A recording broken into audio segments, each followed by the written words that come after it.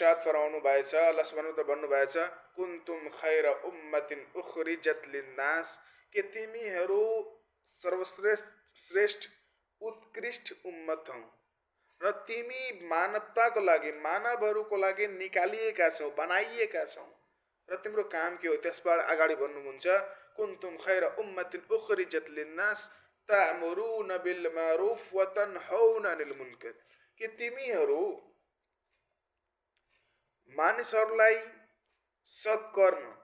कल्याणकारी कर्मतर्फ प्रेरित गर्छौ, त्यस कार्यलाई गर्न, त्यसलाई भन्छौ र कुरीति, कुकर्म, असत्य कर्मबाट तिनीहरूलाई रोक्ने काम गर्छौ र अल्लाह सुब्हानहु व तआला माथि दृढ विश्वास राख्छौ।